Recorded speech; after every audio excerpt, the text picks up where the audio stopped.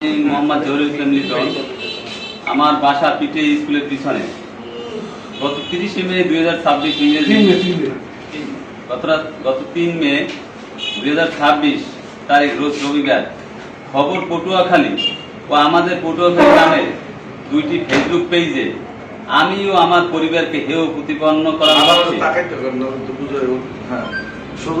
প্রতিবেশীর দরজা খুলে নিয়ে গেলেন পটুয়াখালী জেলা স্বেচ্ছাসেবক দলের পরিবেশ বিষয়ক সম্পাদক মোহাম্মদ জহুরুল ইসলাম লিটন এবং পটুয়াখালী সিঁড়ির বিরুদ্ধে বাড়িতে হামলা হওয়ার পর থেকে টাকা লুটের অভিযোগ শিরোনামে সংবাদ প্রকাশ করা হয়, যাতে আমি ও আমার পরিবারের সম্মান হানি সহ সামাজিক ও রাজনৈতিকভাবে বিরূপ প্রতিক্রিয়া সৃষ্টি হয়েছে, যা আমাদের মানহানির শামিল।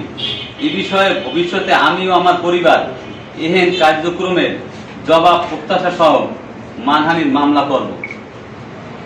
সম্মানিত সাংবাদিকবৃন্দ, ওই খবর পটুয়াখালী ও আমাদের পটুয়াখালী নামক পেজ দুটিতে ঘটনার প্রকৃত সত্য আড়াল করে অর্থের বিনিময়ে আমাদেরকে হেয় প্রতিপন্ন করার অপচেষ্টা করা হয়েছে, যেটি সাইবার নিরাপত্তা অপরাধের শামিল।